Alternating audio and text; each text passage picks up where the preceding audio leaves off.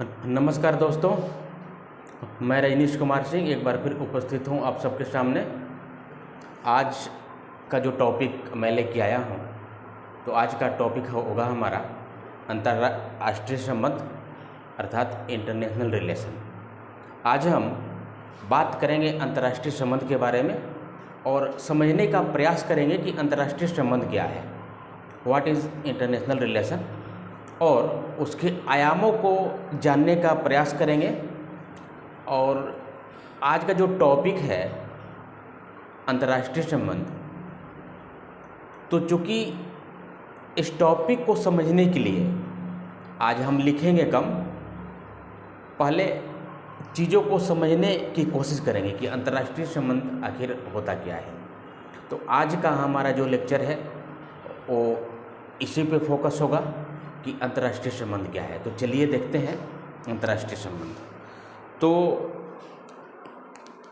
सबसे पहले मैं यहाँ पे टॉपिक डाल देता हूँ आप सबके सामने।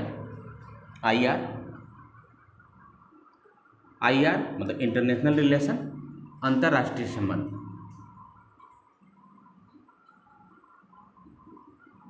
अंतर्राष्ट्रीय संबंध, इंटरनेशनल रिलेशन। तो सबसे पहले हम ये समझने की कोशिश करते हैं कि अंतर्राष्ट्रीय संबंध है क्या, इंटरनेशनल रिलेशन है क्या।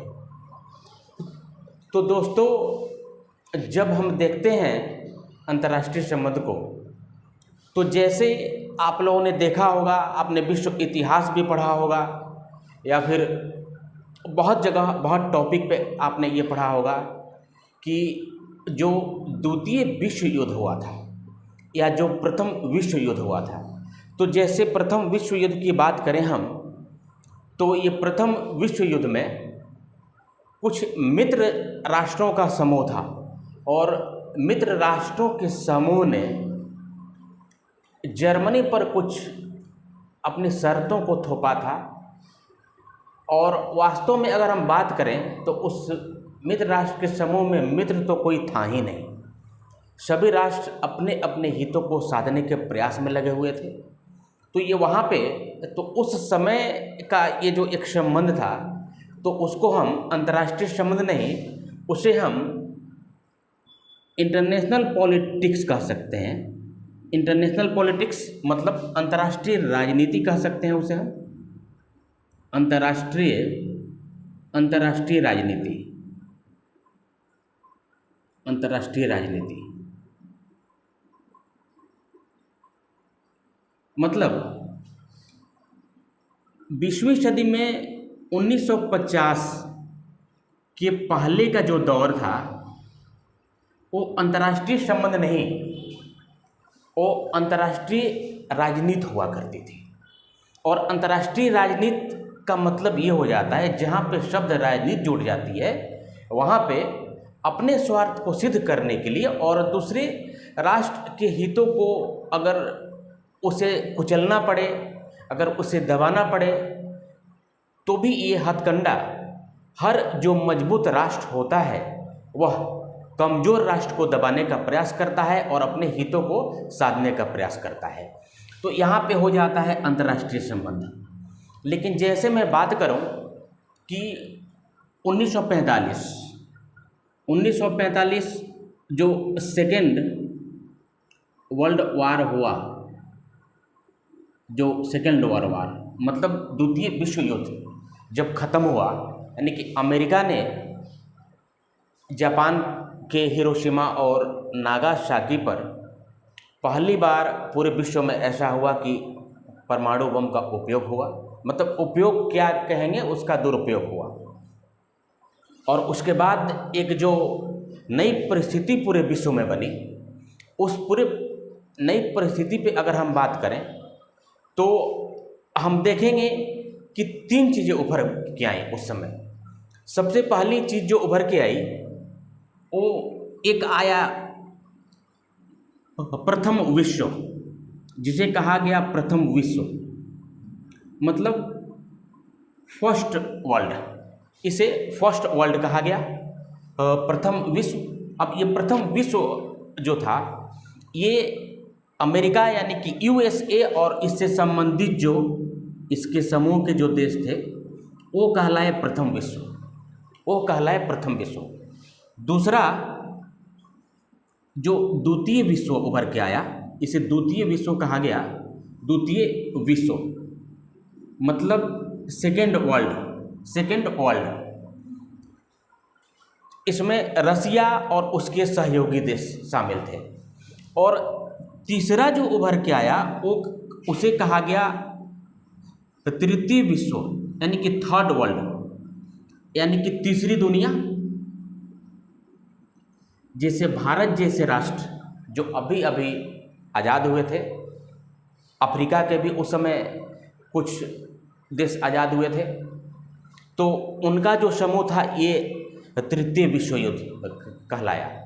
अब ये जो प्रथम विश्व था, जो फर्स्ट वर्ल्ड था, जो यूएसए और उसके सहयोगी राष्ट्र थे, उसके अलायंस के जो भी उसके अलाई कंट्री थे, तो उनका ये मानना था कि जैसे नौ उपनिवेशवाद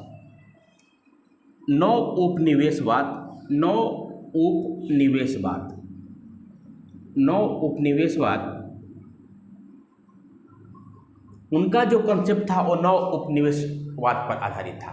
मतलब न्यू कॉलोनियलिज्म, नौ उपनिवेशवाद को इंग्लिश में न्यू कॉलोनियलिज्म कहते हैं। तो अब नौ उपनिवेशवाद का मतलब ये हुआ कि ज़्यादा से ज़्यादा अमेरिका और उसके सहयोगी राष्ट्र जो थे वो विश्व में ज़्यादा से ज़्यादा देशों पर अपना प्रभुत्व जमाना चाहते थे या थोपना चाहते थे। और इसके लिए अब यहाँ पे पहले नौ उपनिवेशवाद को, न्यू कॉलोनियलिज्म को समझने की कोशिश करें हम, तो जैसे इसमें सबसे पहली कोशिश ये की जाती थी कि अगर तुम हमारे प्रभुत्व को आराम से स्वीकार करते हो तो ठीक, नहीं तो आपको कर्ज देकर अपनी बात को स्वीकार करवाना, और फिर भी नहीं माने तो आपके साथ युद्ध करके और हमारा प्रभुत्व आप पर थोपना। ये पॉलिसी थी, ये सिद्धांत था यूएसए जो प्रथम विश्व कहलाया उसका और उसके सहयोगी देशों का। दूसरा जो था ये था रसिया, दूसरा विश्व रसिया। इन लोगों ने नाटो की स्थापना की। नाटो, इन लोगों का जो समूह था नाटो कहलाया, और रसिया का जो समूह था ये वार्सा पैक्ट कहलाया। वार्सा पैक्ट मतलब वार्सा की संधि इन लोगों का समूह था। तो इसका द्वितीय विश्व यानी कि रसिया जो था, तो ये एक ऐसा नहीं था कि रसिया की पॉलिसी साम्राज्यवाद की थी या फिर ज़्यादा देशों पर अपना प्रभुत्व जमाना, ये नहीं था। लेकिन रसिया की जो भावना थी वो ये थी समानता की भावना, यानी कि अपना वैचारिक साम्राज्य फैलाना, अपना वैचारिक साम्राज्य मतलब कि मेरे विचारों को दुनिया स्वीकार करे। जैसा कि अगर कोई शक्तिशाली व्यक्ति होता है तो वो क्या सोचता है, वो ये सोचता है कि ज़्यादा से ज़्यादा जो राष्ट्र हैं वो मेरे विचारों को स्वीकार करें, मेरी बातों को स्वीकार करें। तो जैसे रसिया के अंदर ये एक भावना थी कि जैसे समानता का कॉन्सेप्ट लाकर और अचानक हमने जो विकास किया है तो इसे पूरी दुनिया स्वीकार करे। तो ये जो था ये रसिया की भावना थी। और भारत या फिर इसके जैसे और भी जो राष्ट्र थे जो ये थर्ड वर्ल्ड कहलाए, जो तृतीय विश्व कहलाए, इनका ऐसा मानना था कि भाई अभी अभी आज़ाद हुए थे तो अब फिर से किसी एक गुट के साथ जुड़ना, कनेक्ट होना, यानी कि फिर से उसी स्थिति में आना। और हम ये चाहते थे कि हम अपने देश से संबंधित जो भी फैसला हो हम खुद लें, हम खुद संप्रभु बने। तो इनके साथ ये एक संकट था। तो इसके लिए इन्होंने अपनाया गुट निरपेक्ष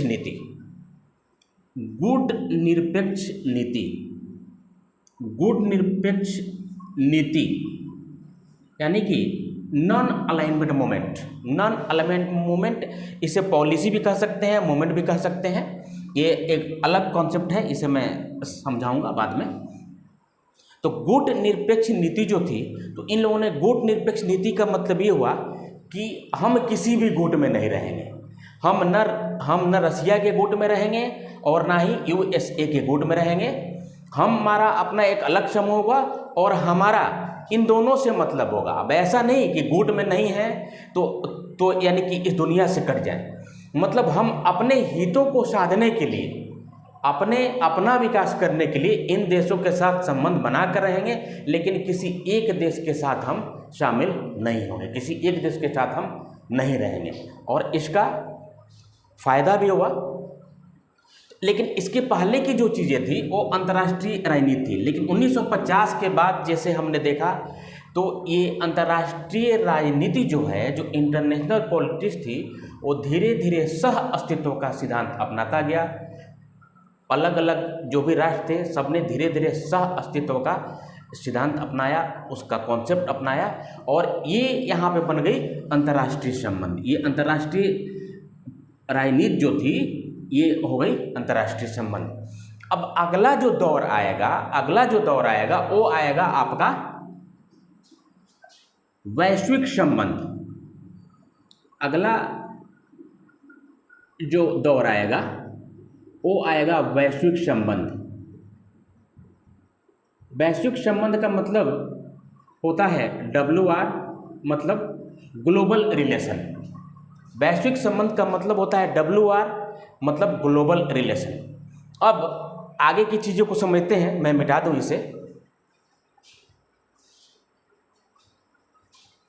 इसे आप लोग नोट करना चाहें तो आप लोग नोट कर सकते हैं। यहाँ पे आप देख रहे सकते हैं कि 1945 के बाद सेकेंड वर्ल्ड वार ख़त्म हुआ। फिर उसके बाद ये अंतर्राष्ट्रीय पॉलिटिक्स जो थी, इसे समझाया मैंने। फिर उसके बाद अंतर्राष्ट्रीय संबंध पे आए हम लोग। ये प्रथम विश्व, द्वितीय विश्व, तृतीय विश्व, जिसमें नौ उपनिवेशवाद, ये यूएसए का सिद्धांत था। और ये रसिया जो द्वितीय विश्व युद्ध कहलाया, ये वैचारिक साम्राज्य फैलाना चाहता था, समानता, मतलब कार्ल मार्क्स का सिद्धांत पढ़ा होगा आपने। फिर तृतीय विश्व, जिसने गुट निरपेक्ष नीति यानी कि नॉन अलाइन्ड मूवमेंट, मतलब भारत जैसे जो भी राष्ट्र थे जो अभी अभी आज़ाद हुए थे, तो इनका ये ग्रुप था, इनका ये गुट था। अब आगे हम देखते हैं सबसे पहले अंतर्राष्ट्रीय संबंध। तो अंतर्राष्ट्रीय संबंध को समझने के लिए तो यहाँ पे मैं बात करूँ तो अंतर्राष्ट्रीय संबंध को समझने के लिए देखिए, अंतर्राष्ट्रीय संबंध में मुख्य रूप से क्या होता था। अंतर्राष्ट्रीय संबंध में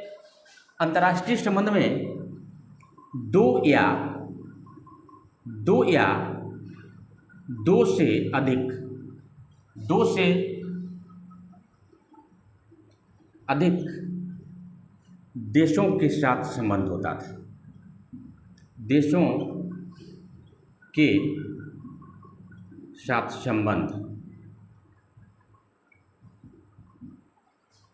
रिलेशन बिटवीन टू और मोर कंट्रीज, रिलेशन बिटवीन टू और मोर कंट्रीज, यानी कि दो या दो से अधिक देशों के साथ संबंध होना, ये मतलब एक सहयोगात्मक संबंध होना, ये कहलाता है अंतर्राष्ट्रीय संबंध।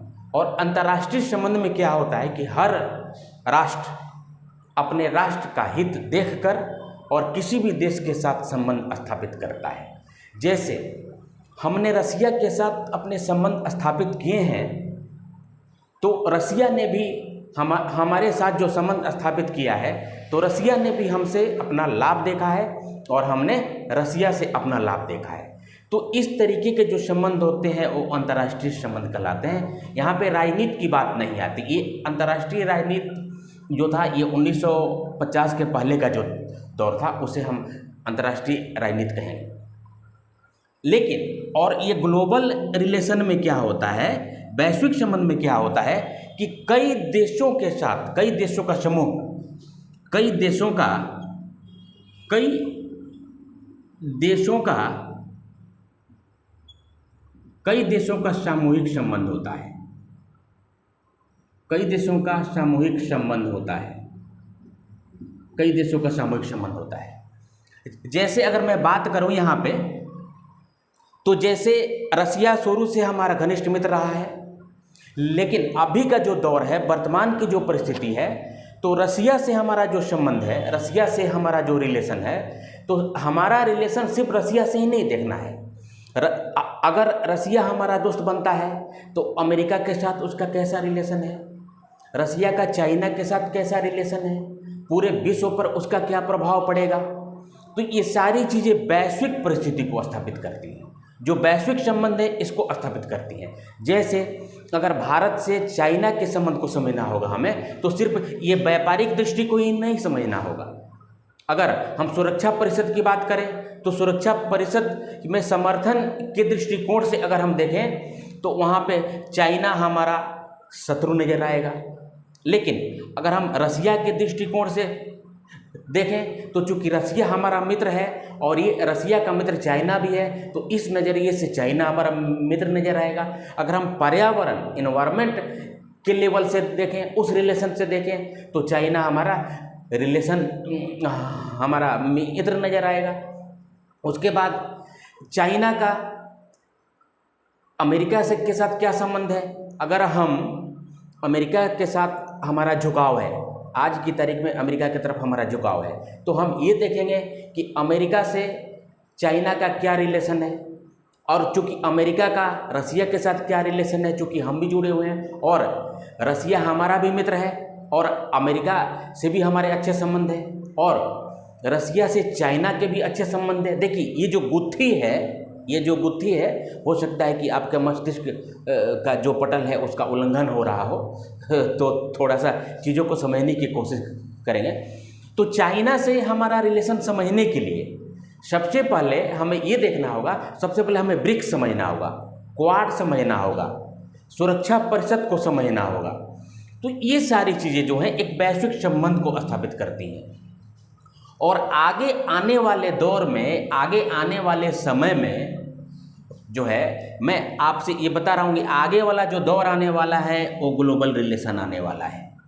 आगे वाला जो दौर आने वाला है वो वैश्विक संबंध आने वाला है, ग्लोबल रिलेशन आने वाला है। और इस ग्लोबल रिलेशन को जो अपने आंसर में सही तरीके से समझा पाया उसी के नंबर अच्छे आएंगे। यूपीएससी या स्टेट पीसीएस के जो भी मेंस का पेपर जो होता है, उसमें अगर आप अंतर्राष्ट्रीय संबंध जो टॉपिक है उसका अगर आपको आंसर देना है, उसका उत्तर आपको देना है, तो सिर्फ आप अंतर्राष्ट्रीय संबंध के नज़रिए से उत्तर देंगे तो उतने अच्छे तरीके से आप उसका कंक्लूजन नहीं निकाल पाएंगे, उसका निष्कर्ष नहीं निकाल पाएंगे, उसकी समीक्षा नहीं कर पाएंगे। लेकिन अगर ग्लोबल रिलेशन और वैश्विक संबंध के नज़रिए से अगर आप देखेंगे तो आप अपने उत्तर को सही तरीके से समझा पाएंगे और आप ज़्यादा से ज़्यादा नंबर उठा पाएंगे। तो सबसे पहले इस चीज़ को समझना जरूरी था। तो ये अंतर्राष्ट्रीय संबंध है। अब चूँकि इसे तो आपने देख लिया, लेकिन इसमें कुछ टर्म्स हैं, तो थोड़ा हमें उस टर्म्स को भी समझने की ज़रूरत है कि वो टर्म्स क्या है, इसलिए कि अंतर्राष्ट्रीय संबंध पढ़ना है। और आज चूँकि हमारा ये पहला लेक्चर है, अंतर्राष्ट्रीय संबंध पे हमारा ये पहला क्लास है, तो उस जो टर्मिनोलॉजी है, जो शब्दावली है, उसे भी जानना जरूरी है।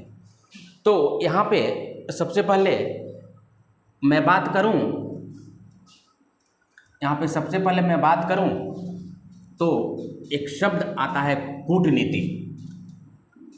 एक शब्द आप सबने सुना होगा, कूटनीति।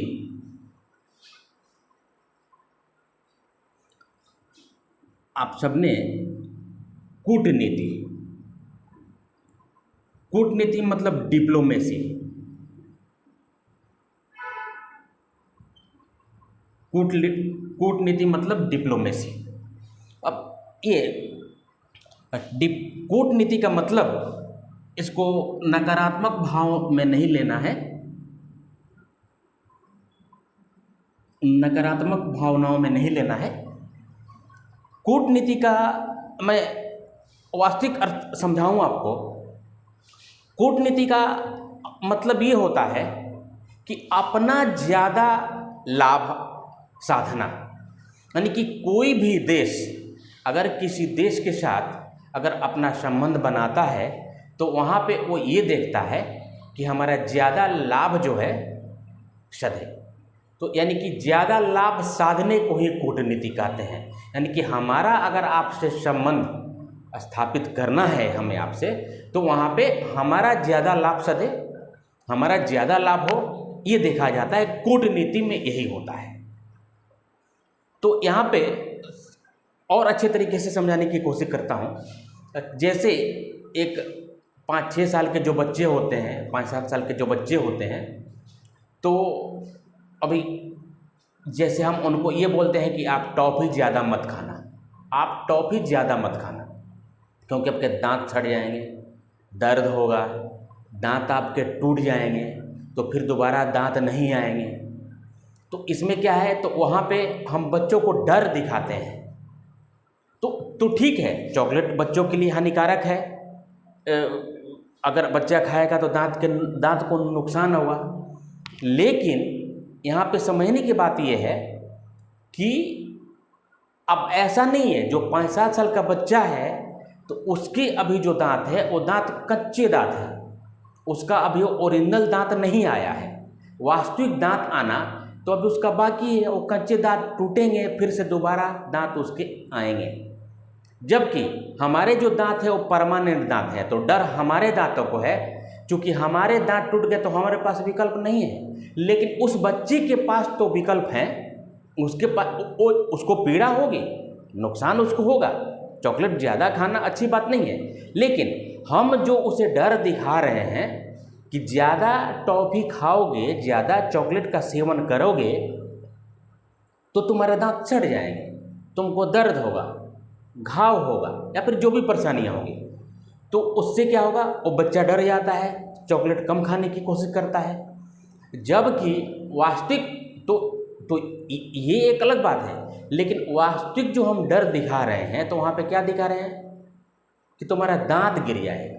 जबकि उसके पास ये डर नहीं होना चाहिए, क्योंकि उसके पास विकल्प है कि दोबारा उसके दांत आने वाले हैं। हमारे पास विकल्प नहीं है। तो वहाँ पे क्या है कि उसने चॉकलेट खाना बंद किया तो उसे भी फायदा हुआ, लेकिन ज़्यादा फायदा क्या हुआ, हमारा हुआ, हमारा पैसा खर्च नहीं होगा। तो ये एक तरीके की, तो यानी कि कूटनीति को समझने का यहाँ पे हमने इस तरीके से प्रयास किया। तो ये कूटनीति को कभी भी नकारात्मक में नहीं लेना है। ज़्यादा से ज़्यादा जो है ये लाभ सिद्ध होता है। थोड़ा सा और अच्छे तरीके से समझाने की कोशिश करता हूँ। अगर आपने इसे समझ लिया तो आप समझ पाएंगे, कूटनीति को बहुत अच्छे तरीके से समझ पाएंगे। जैसे 1990 का जो दौर था, 1990 का एक दौर था, तो अगर मैं आपसे प्रश्न करूं तो 1990 के बाद हमारे भारत में कॉस्मेटिक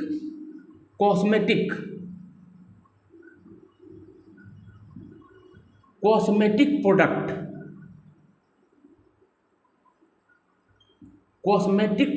बहुत ज़्यादा है। यानी कि एक बहुत बड़ा बाजार उत्पन्न हो गया। यानी कि सौंदर्य प्रसाधन, यानी कि सुंदरता की ज़्यादा चीज़ें, सुंदरता बढ़ाने की ज़्यादा चीज़ें मार्केट में 1990 के बाद बहुत ज़्यादा आई। एक मार्केट की तरह छा गया। बहुत से आपने देखा होगा कि देखिए, जैसे मैगी का नाम सुना होगा आपने।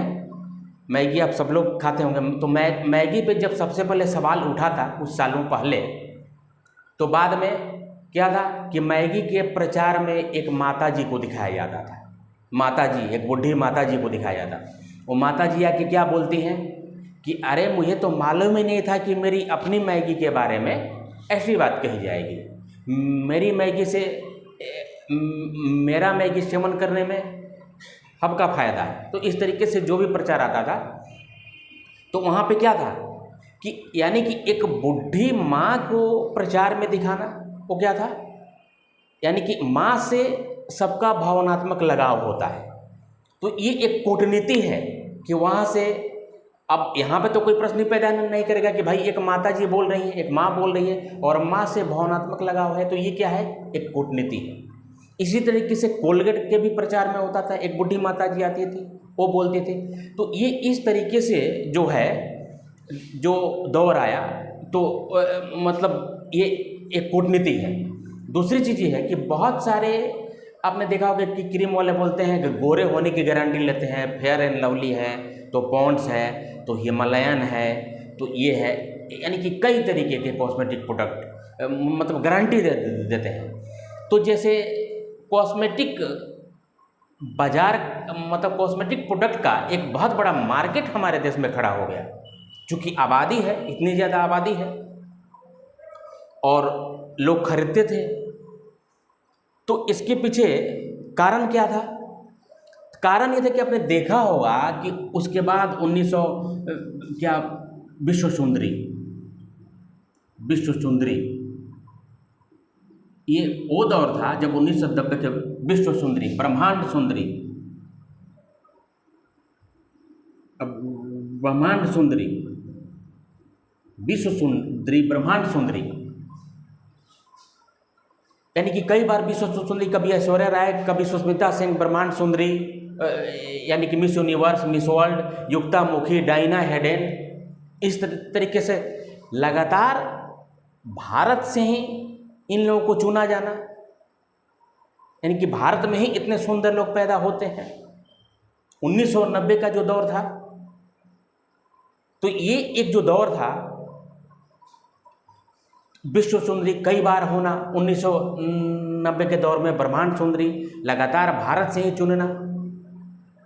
मैं जो विश्व सुंदरी या ब्रह्मांड सुंदरी पर बनी, मैं उनकी योग्यताओं पे सवाल नहीं उठाता हूं कि उनमें काबिलियत नहीं थी कि वो ये ब्रह्मांड सुंदरी नहीं बन सकती थी, विश्व सुंदरी नहीं बन सकती थी। लेकिन यहाँ पे ये एक कूटनीति भी तो हो सकती है कि इसकी वजह से क्या था कि कई सारे मल्टीनेशनल कंपनियों की कूटनीति हो सकती है, डिप्लोमेसी हो सकती है कि भारत में एक बाजार पैदा करना, कॉस्मेटिक बाजार पैदा करना। तो ये क्या है, ये एक कूटनीति है, तो इसे हम कहेंगे कूटनीति। तो ये मुझे उम्मीद है, कूटनीति जो शब्द है, ये जो डिप्लोमेसी है, देखिए दुनिया में सबसे बेस्ट डिप्लोमेट जो होते हैं वो पाकिस्तान के माने जाते हैं, अपनी बात मनवा कर ही दम लेते हैं, उसके बाद भारत के माने जाते हैं, यानी कि किसी भी परिस्थिति में अपनी बात मनवा ही लेते हैं। तो ये कूटनीति जो डिप्लोमेसी जो टर्म है, इसको समझना जरूरी था। इसके बाद मैं चर्चा करूं आपका यहाँ पे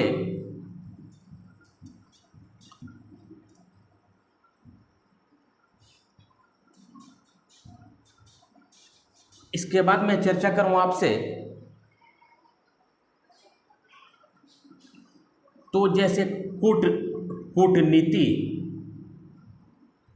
कूटनीति और यहाँ पे युद्ध, कूटनीति और युद्ध। तो कूटनीति और युद्ध को समझने के लिए, यानी कि देखिए, लाभ, खर्च कम, लाभ खर्च कम, यानी कि कोई भी देश जब ये देखेगा कि हमें लाभ ज़्यादा मिल रहा है, खर्च कम है, तो क्या सोचेगा, वो युद्ध करेगा। यानी कि युद्ध में खर्च कम है और लाभ ज़्यादा मिल रहा है, तो क्या करेगा, युद्ध करेगा। अगर कोई देश ये देखेगा कि जितना लाभ है उतना खर्च है, तो क्या करेगा, वो सोचेगा, पहले ये प्रयास करेगा कि नहीं युद्ध न हो, उसके पहले के जो प्रयास हैं वो कर लिए जाए। कोई भी देश अगर ये देखेगा कि लाभ कम और खर्च ज़्यादा, तो क्या करेगा, युद्ध करेगा ही नहीं, वो युद्ध करेगा ही नहीं। अब देखिए, अगर लाभ ज़्यादा देखेगा, अगर लाभ ज़्यादा मिलेगा और खर्च कम मिलेगा, तो नेपाल जैसा देश भी युद्ध कर लेगा। भूटान जैसा देश भी युद्ध कर लेगा। अब इसमें अब जैसे अमेरिका है, अमेरिका अगर ये देखेगा कि लाभ ज़्यादा, अब देखिए इसमें भी क्या होता है कि एक सॉफ्ट कंट्री होती है, सॉफ्ट कंट्री और हार्ड कंट्री।